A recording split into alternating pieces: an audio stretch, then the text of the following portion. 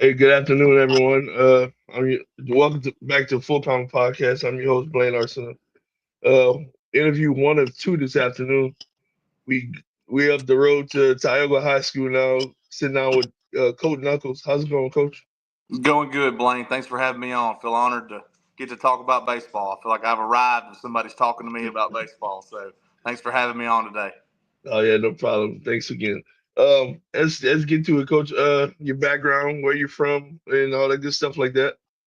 All right, so I'll give you a short recap. I'm originally from Northeast Texas. I went to Harleton High School. My head baseball coach there was Jackie Lloyd. His son is Connor Lloyd, who's the head coach at St. Louis Catholic. Hmm. Played my first year of college baseball at East Texas Baptist University. I transferred and played my last 3 years at LSU at Alexandria under Dan Purvis.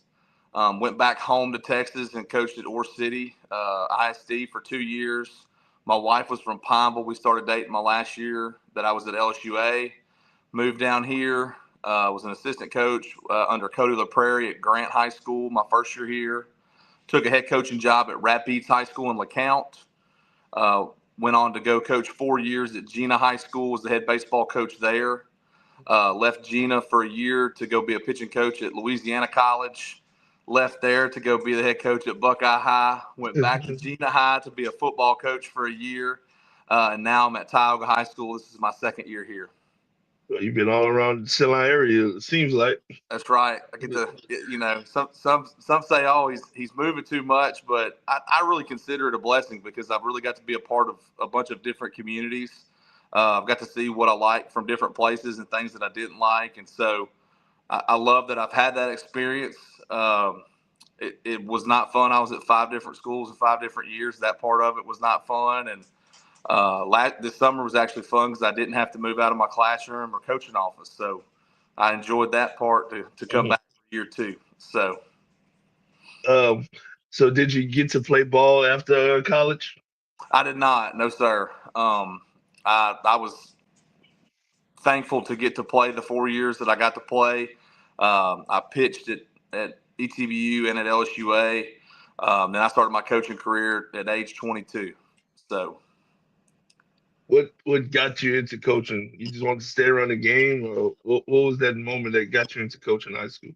I was really into so my little high school growing up, we were not very good at football or baseball. And then when I was in seventh grade, we hired Dennis Alexander, who was our head football coach, and he was the legend over there. And we had not done a whole lot of winning in football until he got there.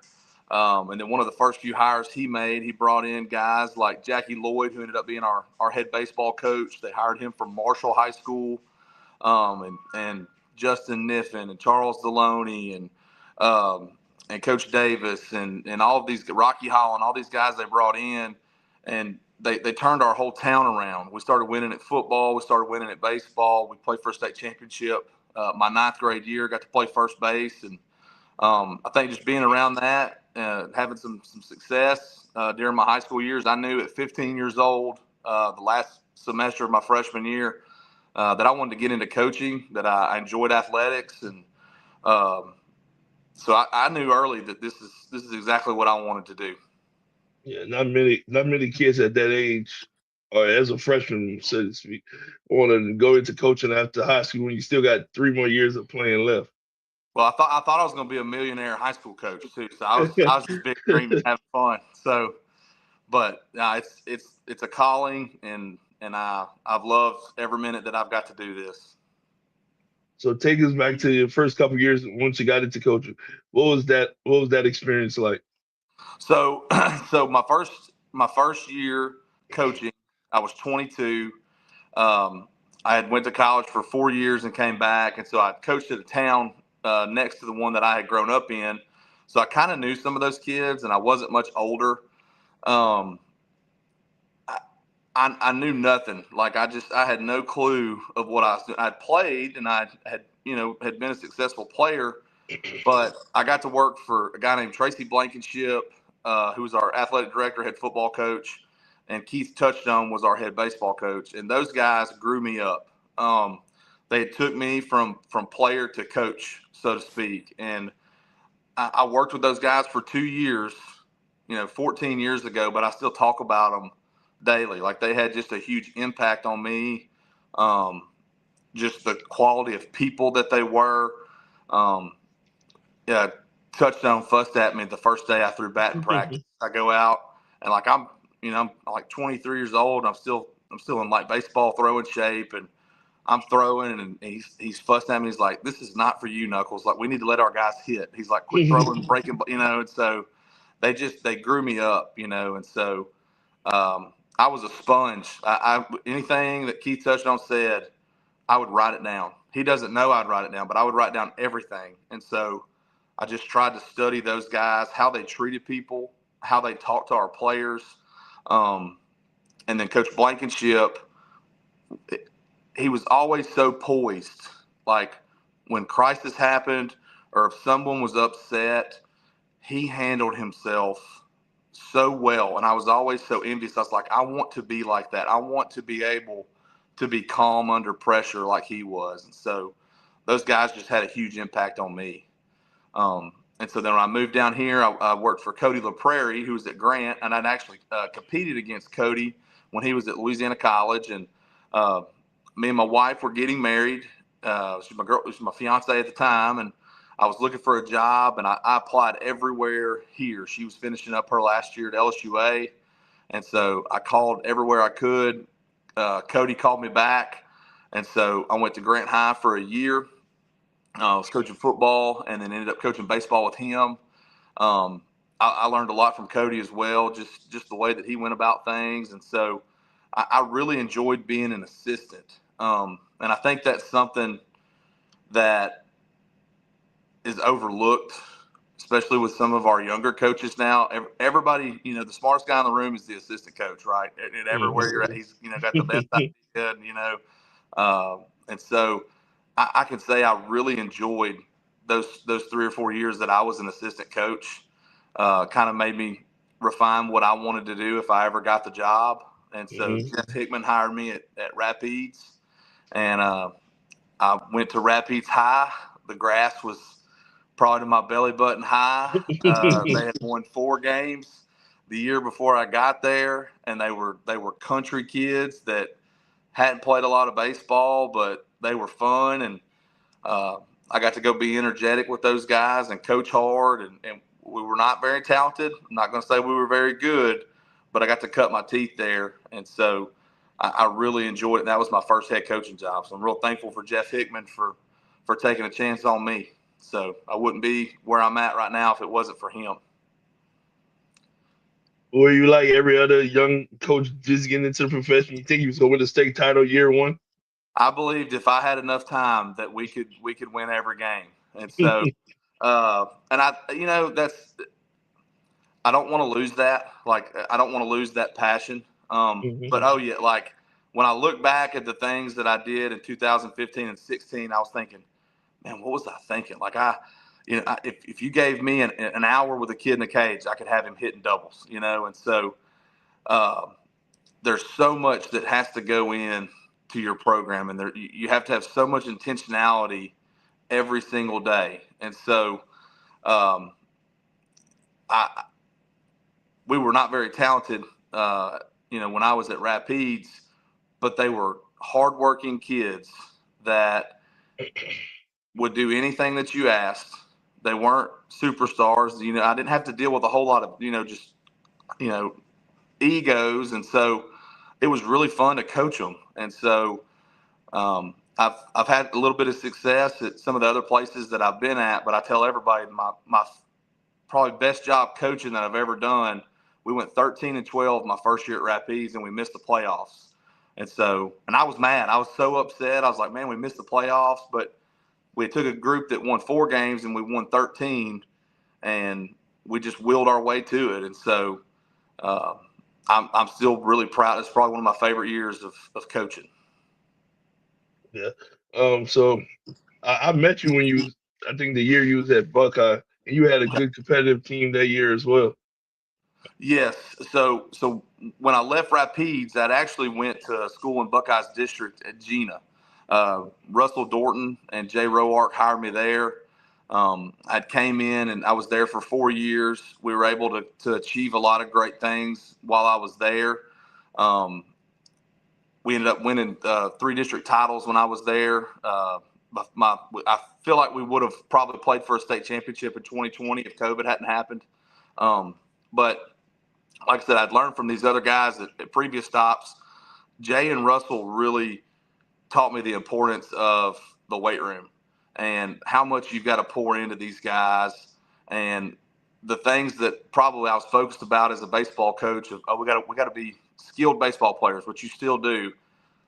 They brought a component to me that has transformed me. Of you need to lift weights, you need to be in really good shape. You need to learn the discipline from the weight room and like how much it'll cut down on issues, and so they're a huge part of my coaching background, and those are guys I still seek advice from even today, just on how to get better. And then I went to LC and worked for Mike Burns for a year, and I enjoyed that. I really did enjoy coaching the college level. It was really fun, but I missed coaching high school baseball and coaching hitters and kind of having my hands in all of it. And the year I was at Buckeye, we'd had a young group. BJ Crane was getting out of it after 20 years, and I'd coached against BJ forever, and they were always so tough under him. And he had a young group the year before, and he was kind of at that point where he was ready to hand it over. And we had some young sophomores that year and juniors that bought into me and bought into what we were doing. And we played well. We kind of got hot. I was really nervous at the beginning of that year because we were not very good. Like when we came out at Christmas break, I told my wife, I was like, I'm really nervous about us. Like we're not catching fly balls and ground balls, but they just worked really hard and ended up having a good year. And even after I left, those guys had a lot of success after I left, and it was just a good group of kids. So you're going into your second year at Tioga. How was your first year there? What was it like there your first year? So, tricky question. I'm gonna answer it as professionally as I can. It was the toughest year of my 14 as far as dealing with certain people. Now, Ben Arrington, our principal, super guy. I have 2 assistants that have been there. Stephen Davis has been there for 15 years as an assistant. James Hall's been there for around a decade, kind of off and on as an assistant. And so those things are great. We've got really good parents, but man, I walked into some issues in year 1 that I had not experienced in my coaching career. And so I won't get off into the nuts and bolts of that, but it's probably the most trying year I've had as a head coach. And really just it felt like the month of March, I felt like I had a new problem every day. Yeah. And so we've gotten rid of those problems. So year 2 has been so nice. I kind of made this statement Friday. We had a preview day at Tioga High, and I felt like in year 1 we got the wrong people off the bus, and we've got the right people on the bus this year. And our group of kids are selfless. They're fun to be around. They're enjoyable. Last year I felt like some of the guys that we had, not all of them, but some of the guys were, what can baseball do for me? Like what can this do for me instead of what can I do for it? And so we lost Easton Furness, and Angel Ariano, and Ryan Reeves. We lost some really good seniors last year that were quality human beings for us. But I think the guys that are no longer with our program, we've lost some of that selfishness. And so it's fun to be around this group. I told my wife the other day, I don't know if this translates to wins or losses, but I coached a group in 21 at Gina. They've always been my favorite group of kids that I've ever coached. And this group is like that. They're those type of kids that when our group of seniors leave this year, it's going to be hard. It's going to be hard on me personally because I enjoy being around them every day. Awesome. In your perspective, what changes the most in high school baseball? What changes the most in high school baseball over the last couple of years? So, good question. I guess I could go a couple of different routes with this. I was telling our kids, so a lot of our kids, they come and see me during their lunch hour every day in my classroom. I enjoy. I get to be with them off the field for I tell stories of when I was in high school, like an old person, and they ask questions and they ask about Beaster bats and just how the game's changed. And so what have I seen that's changed in the game of baseball? Kids are better baseball players now, and they're also worse now. So when I was growing up, my dad was really passionate about baseball, and we put a lot of work in. And I have no doubt the amount of hours that I've put in, a lot of high school baseball players probably don't do. I was able to be successful because of that. And maybe my mechanics weren't the best, or maybe I wasn't, but the amount of work I put in enabled me to be a successful high school baseball player, in the state of Texas. I think there's more kids working now at baseball, and I think the quality of instruction is better than it was when I graduated in 2008. I think that the guys that are coaching high school baseball now, they're really good coaches. Like they're studying, they're not just teaching science and then, making stipend money being the baseball coach. They got guys that are coaching baseball. And so I think the quality of coaching has gotten so much better. I think that the kids are so much better. They've got so many resources available to them, and that's a double-edged sword. Not all information is good information, but I think the game's in a good place right now. I think kids, want to learn. I think dads want to learn, and you don't see a whole lot of guys in the state of Louisiana that I'm just going to play baseball just to play it. I can remember, there was guys that I played with. They just played to play. Is what we did in the spring. Like there's a lot of passion in our state to be really, good at baseball. And so LSU being so successful, and kids in this state grow up going to watch LSU, and they go watch UL and Louisiana Tech, and they go watch these people play. And it's a unique state for that. So there's a lot of passion for high school baseball in our state. What's the one or few moments that still stick to you in your coaching career, good or bad? All right, good question. All right, we'll go with the bad. So my second year, I was coaching Rapides High School. We could not field a ground ball. Like we couldn't do it. So I'm a second year head coach. I'm around 26, 27 years old at that point. We were averaging about 13 errors a game, and people were like, that's kind of inflated, but it really was. Like I can go back and show you, like we were averaging 13 or 14 errors a game. So I locked everybody's bat in my coaching office. I took their bats from them and I locked them in the office, and I said, we're going to do defense. So my thought process was, well, if I just take their bats and we don't even work on BP, we're going to get better at fielding. We did that for 3 weeks. And I look back and I'm like, man, what was I thinking? So I show up to the field one day and I'm like, man, my energy is negative. Like it's just negative right now. And so I broke the bats out. We ended up playing Hicks High School, who should have destroyed us. And we ended up beating them like 14-2 that night. We just hit all over the field. And I was just like, okay, man, like that. I don't know what I was thinking. Like, just let guys play, try to, especially when things are going bad, like relax a little bit, like take a breath. The cool thing about baseball is you get to play tomorrow. So don't apply so much pressure sometimes that guys can't get over it, and those kids, they were great kids. Like they were trying their best. We weren't really good at fielding ground balls. And so I don't know if we got any better at fielding ground balls, but we ended up winning that night and made us feel better. So that's a core memory. Another core memory that I have is I was at Rapides. We got into a benches clearing brawl. We had played in a tournament. Yeah, and I had got tossed. I've been tossed 3 times in 14 years, but I got tossed this game, and we had some bad umpires. Well, we ended up having a benches clearing brawl in the extra innings. So all my kids got into a fist fight. Well, we had to play on Monday. well, all of my kids were ineligible to play. So I asked our basketball coach if they had just got beaten in the quarterfinals. I said, look, I refuse to forfeit. Like, I don't want to forfeit on my resume ever.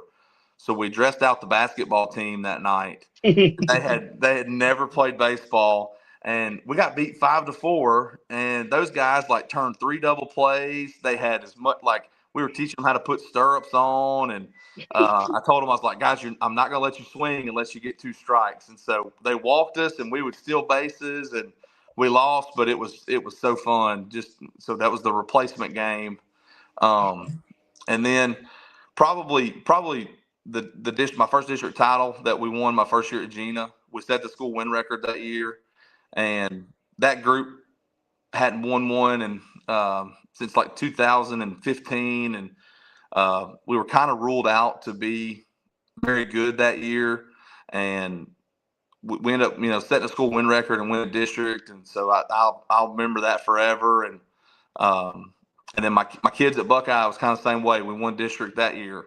And they had won 8 games the year before. They went 8-25, and so we ended up going 25-10 that year. And I don't know, that to me was just being able to win it with those guys. And then even my group last year at Tioga, we hadn't won a district. Tioga's a always traditional good baseball school, but we hadn't won a district title since 21.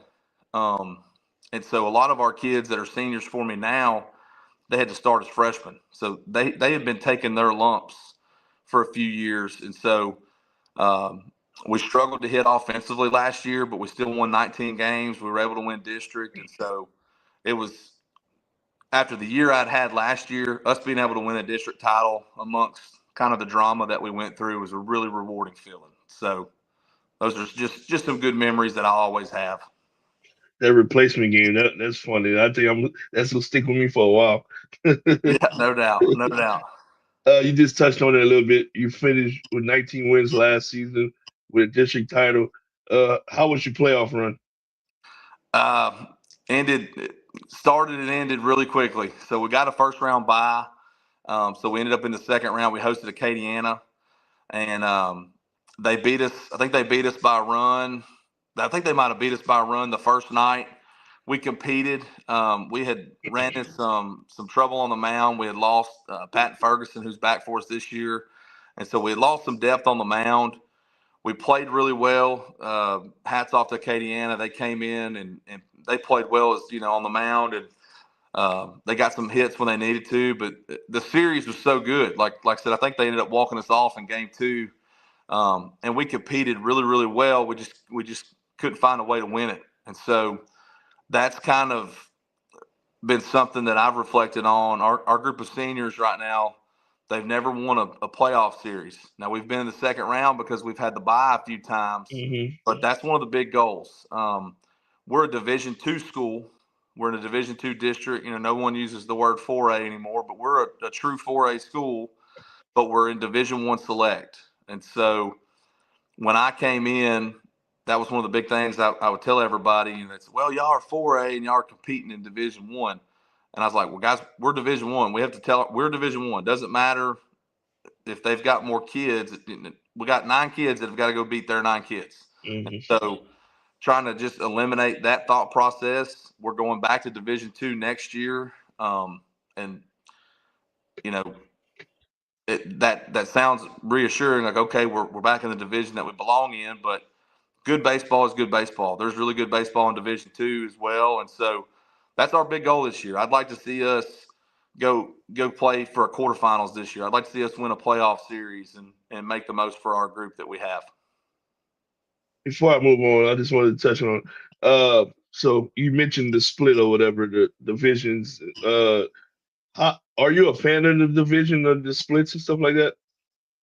Okay, good question. So growing up where I did in Texas, the public schools played the public schools, the private schools played the private schools. So I'm a fan of it. I am a fan of the split. So I used to go to the coaching clinics, and some of the private school guys would talk, and I always kind of took note. They always, at the end of it, they were always trying to get their sales pitch of, hey, we need to bring this thing back together. We need to bring this thing back together. And I don't really hear the public schools talking about that. I don't really, and listen, we're a public school at Tioga High School, but we're in an open enrollment parish. So we're on the select side of things. I think that's fair. Like, we're an open enrollment parish. I think it's fair that we're on the select side of things.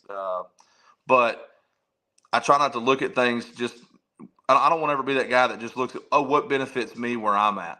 When I was at Buckeye High School, we didn't have anybody that was driving to Buckeye to come, open enroll their kids for athletic purposes. Now, we would lose kids. We would lose kids to the schools in town, but we didn't gain anybody. So, I don't want to change my stance on things just according to where I'm at. So I always felt bad for us at Buckeye. Like, okay, if we'd have been 3A public that year, could we have went to the semifinals? We ended up getting beat in the quarterfinals by St. Thomas More. And so that's a tough ask to take some guys from Buckeye and go beat St. Thomas More, and anything's possible in baseball. That's why it's the greatest game alive. But yeah, I like the split. I think if you're a public school and you're not getting guys, and I know that'll open up the debate of, well, the good public schools are recruiting too.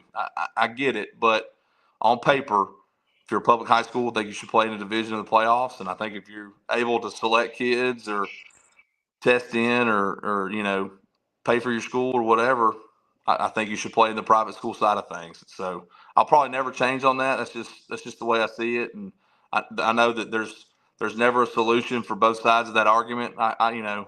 You hate seeing some of the watered down playoff games. I get that too. So I don't have an answer for it, but I think on paper it's as fair as it can be right now.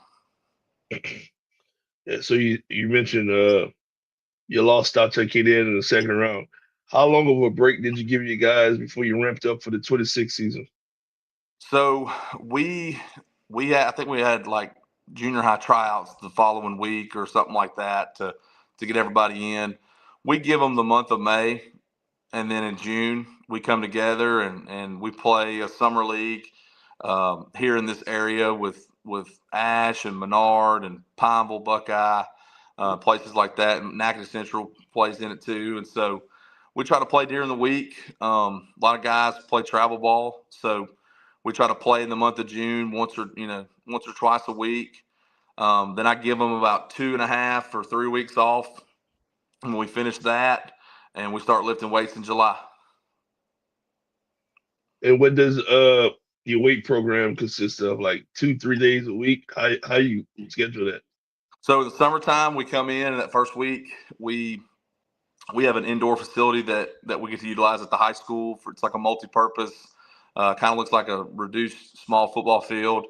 We come in and we start doing agilities. We start doing cone work. We start doing sprint work and working on being fast and getting in shape. And that first week we come in and we get maxes. And then by week 2, we're trying to Olympic lift and trying to teach form and, trying to get full depth squats and snatch and jerk and bench press. And that's stuff that I learned at Gina High. I was always scared to lift over the shoulder, so to speak. But I had all these guys play football at Gina, and they were snatching, they were jerking, power cleaning, from the floor, and they never were hurt. Like, the old adage of, if you lift weights and you get too bulky and too big and then you get hurt, and that's in your mind. If you lift weights and if you never tell a kid that lifting weights going to make, that starts putting that thought in your mind. Like, you got to be as athletic as you can in high school baseball. You got to be as strong as you can in high school baseball. And so, and I know, weight room injuries, they happen, but I think they happen from guys that go in there and they don't do it all the time. Like, we try to consistently lift. We lift during season. We're lifting right now twice a week during season. Like, we're not going to stop. And so, Paul Guerrero, and those guys at Neville, I can't even remember how far back it was, they found somewhere to lift in Sulphur because that's what they did. That was their routine. And so I'm a huge proponent of the weight room. I think it creates so much discipline. When I was at Gina,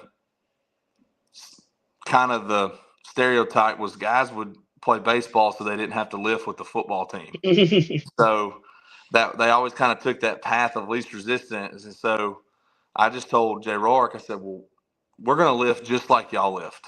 And so, and the thought process is maybe if they put this kind of work in, maybe they'll go play football and compete during the fall. And so we've stuck to that. I think kids are less hurt. We had a lot of injuries when I walked in. Not saying that we're not going to get hurt. Things happen, but I think being in that weight room and getting stronger and consistently being in there, you see less injuries. So I'm sure somebody on here smarter than me will tell me that's just dumb, but I believe it. So And what your fall program consist of? So we live 3 days a week, August through December. September and October, we take Tuesdays and Thursdays, and we go practice. We practice, and we practice after school, and it's just development. Like we're just trying to take as many ground balls as we can. We're trying to get guys on the mound, and you got to be careful because there's certain guys that they've thrown 50 plus innings for you. The travel ball coach threw them 50 plus innings in the summer, and so there was guys this fall that didn't throw. Like we just you could throw flat grounds, but we're not going to keep you on the bump, and we'll get you ramped up later. But there was other guys that maybe they didn't throw as many innings, and we need them to throw this year. So James Hall is our pitching coach. He does a tremendous job with those guys. He's as passionate as I've ever met as far as his guys being ready to throw. And I'm a pitching guy too, and he does so good at it that I don't even have to worry about it. I know James has got it taken care of, and so we have a lot of discussions about certain guys on our team and what we need from them to be successful this year, and so we try to individualize that plan for them and get those guys ready. And then just trying to hit. We didn't hit very well last year. I took it personal, got my feelings about it. Well, we're going to hit this. We hit 230 as a team last year, and we won 19 games. So every game was a struggle. If we kicked the ball, we lost. And so this year is we want to hit better. We want to be able to extend leads, give ourselves some games where we don't have to be in such a pressure cooker for all 7 innings. So we've worked really hard on trying to improve our hitting and just the approach to hitting. So Awesome. What do your 26 schedule looks like? Did you roll over from last year, or did you blow that up and start it over? What that looks like? a little bit of both. This has been the toughest place I've ever. I've been at Gina and Rapides and Buckeye as a head coach. Never really struggled to make a schedule. Like I could go. Nobody want to play Tioga these days. It's unbelievable. And what I learned, I had got the schedule, and the schedule wasn't full when I got it in the summer. So last year I blamed it on, well, I just got the schedule too late. So this is why scheduling was so hard. So I was really intentional this year. Like at the end of March, I'm calling guys like, hey, I'm going to start making the schedule April 1st. It was just as hard this year to make the schedule. And so the schedule is what it is. It's tough. Like ours is tough. There's not a whole lot of give me games in there. And so I feel like that will reward us. We tell our guys all the time, we're not going to run from anybody. We're going to play whoever will play us. And but yeah, it's weird. Some of the local games that we would like to play, and we do play. The guys that are right here. We play Buckeye, Menard, and Ash, and Pineville, and we play these guys. But even kind of branching around us, we would like to play some of those games for travel, but it's hard to get that. Hopefully moving forward, we maybe get some of those games, but yeah, we've just kind of said forget the mule, load the wagon. We're just going to have to play who we can, and there's benefits to that. There really is. Like every night's a grind, but I think in the end, it's gonna prepare us for we know that at the end of the day, Division I select playoffs are there. There's not an easy team in the Division I select side of it, so you just got to kind of embrace it and play well. I know you mentioned some of your seniors earlier, but any more guys to look out for the 26 season? So we got 6 seniors for us this year. All of them are going to play. in some capacity or another. So we've got Patton Ferguson back this year. He's going to play in left field for us and pitch. Losing him was a big hurt for us last year on the mound. We returned Christian Isles in center field, who plays unbelievably hard, just great human being that he's going to do everything he can do to help you win, and he's never going to do anything to hurt you. And really that's kind of this whole senior class that I have. They're all kind of like that. They're all just really good people. We've got Tyler Hall that's going to step up this year and play for us in a DH role or first base or catch. He had got hurt last year too. Was one of the guys that we were really looking forward to in the middle of the season last year, and he just kind of got hurt, and so we lost him. We've got 3 senior infielders that have played a ton of innings. So our third baseman is Matthew Taylor, just committed with University of Arkansas Rich Mountain. We've got him back for his 4th year. Carson Cloud is playing shortstop for us. And so he was our everyday shortstop last year. And then Marcos Ariano is our second baseman. He's a 4-year starter. And so they're older guys. They're fun to be around. It's fun finally coaching an older group because the maturity's there. You don't really just have to be so blood in the saddle with them. They kind of know. They know when to play. They know when not to play. Except for Cloud. Sometimes Cloud forgets when it's time to play and when it's time. He's a goofball. So, but they're all just quality human beings. So they want to win. They're doing everything we've asked them to do, and I'm going to miss them a lot after this year. Coach, in your opinion, what separates talented teams with teams that win consistently? Culture, all the way. Culture. You can have a group full of superstars, and if they're worried about them and they're not worried about us, when it gets tough, they're going to fold. And that's just I've taken guys that weren't very talented, and we beat people that we had no business being on the field with because they loved each other and they loved being around each other, and they were going to play as hard as God would let their body play that day every single time. And if you give me those guys, they're fun to coach. They're, whatever talent they might not have, the culture of who they are and the culture of how they're going to play, it translates. It really does. And so that's kind of the tough time when sometimes you do have those talented guys. They know they're good. They've been told they're good their whole life. Oh, you're this and you're that, and man, the game owes you nothing. So it owes you nothing. So you have to show up every day with a clean face and go get after it. And so that's what I think is fun about the group that I've got right now. We've got some talented baseball players, and we got some guys that play the game really hard. But it's just a less selfish feeling. So to answer your question, leave your ego at the door. Getting parents to understand that sometimes is tricky. That I use this analogy a lot. Well, Billy Ray's been the shortstop his whole life. And, I tell him, well, Billy Ray's never played with Jimmy.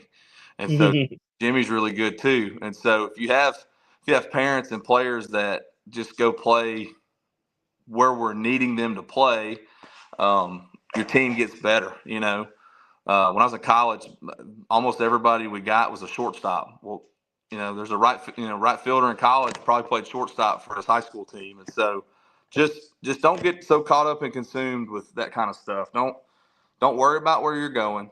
Don't worry about who you're going to sign with. Enjoy playing high school baseball. It's a unique experience.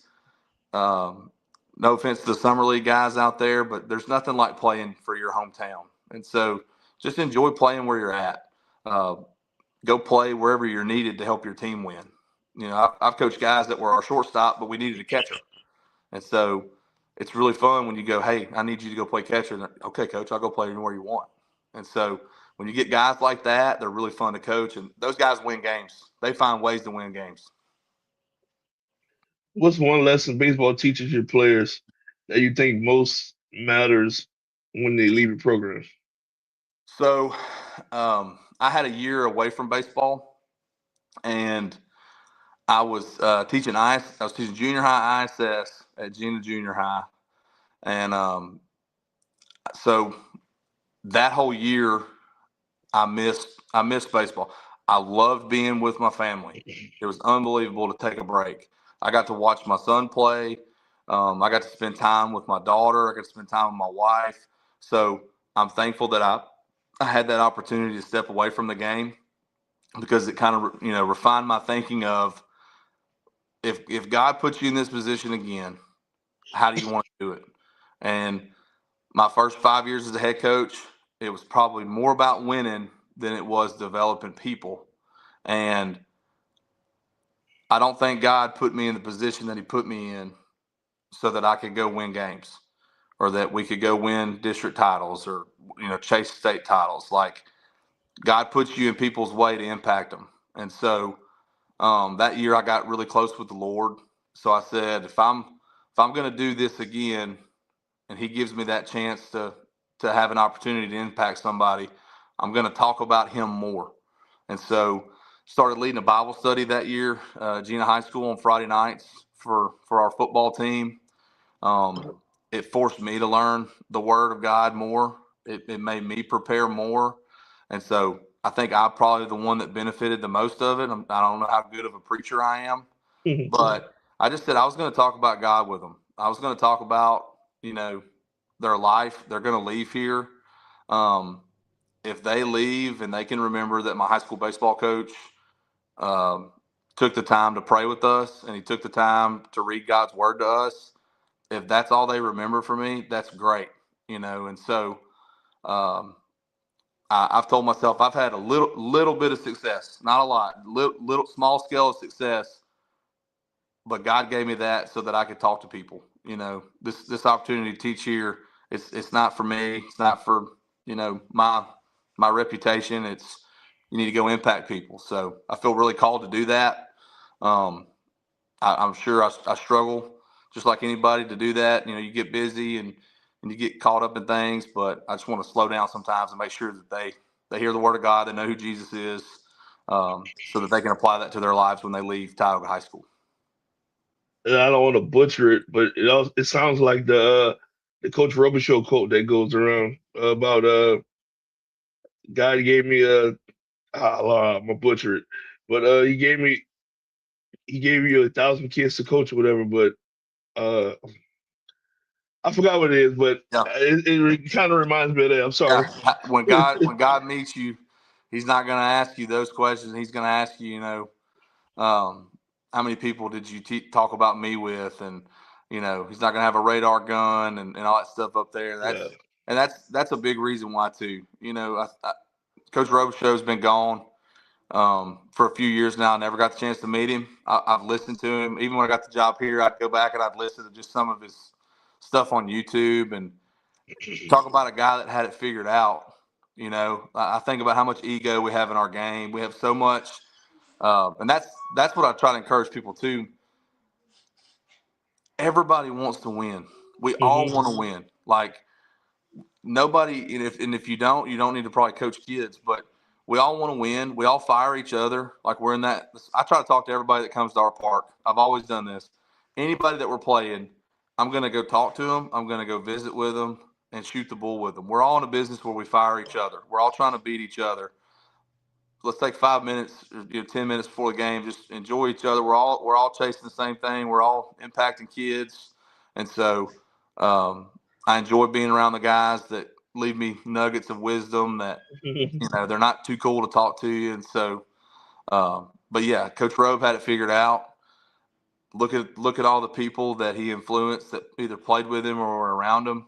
You get to see his legacy live on, and so I just think he had it figured out. So great example for us. Yeah. I know you got to get somewhere soon, but before I let you go, any advice to young coaches trying to get in the game?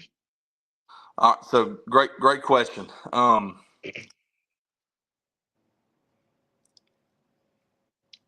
I tell myself this. So the tradition that's at Tioga High School is a good one. It's big. They've won some state championships here. I came in after David Montiel, who won a state championship, and was really successful. Was everybody tells you in coaching, don't ever follow the man. Well, I've told everybody I've done it 3 times. I followed Russell Dorton, B.J. Crane, and David Montiel. And so, young coaches, you don't have to reinvent the wheel. Just keep the wheel rolling. Like, you don't have to reinvent the game of baseball. I don't know if I have an original idea. I don't. I'm lucky. On my staff, I have James Hall, who's been a head coach. I have Chasten Lacaz, who's new to our staff, that is a great friend of mine from Rapides. He's been a head coach. Stephen Davis has been here for 15 years. He could be a head coach. So I learn from these guys every day. Like, I've learned something from my assistant coaches every single day. And so you're trying to find yourself probably as a young guy like I was, and you're trying to you want people to think you're doing a good job, and you want people to respect you. And I know that feeling. It's a thankless job. People are always going to be unhappy with you. There's nothing that you will ever do to please everybody. Do the best that you can, learn, be humble enough to learn, and just work really, really hard. And I think my first job was at Rapides High School. If I don't go take that job, I'm not the head baseball coach at Tioga High School. And that was about 9 years ago that I was at Rapides. So go take a job. Go take a job where maybe the program isn't good. Go build it.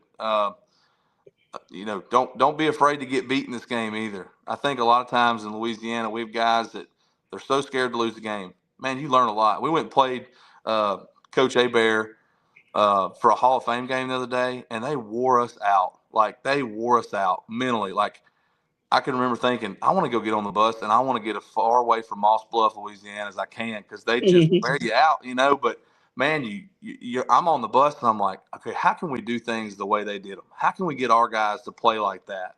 And it's just, you learn a lot from playing people like that. So go play good people, go learn, go have enough humility to ask people. I was a sponge. I'm still trying to steal as much information as I can from guys that are really successful. And anybody that you talk to can teach you something. Don't be too proud. There's literally anybody can teach you something about baseball that you don't know.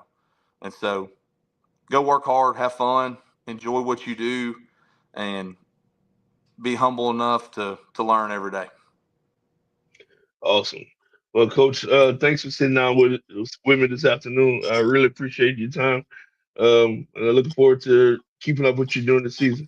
Blaine, I appreciate you. Thanks for doing this, and really enjoying all the podcasts and listening to coaches, and really honored that you asked me to do it. And so keep up the good work, and good luck to you guys going forward. And if you need anything from me, just let me know. Yes, sir. And for you tuning in today, thanks again. We have another interview later on this evening with St. Ed's head coach Casey Charlie. Make sure you tune in, like, share, subscribe. See y'all next time. Thanks.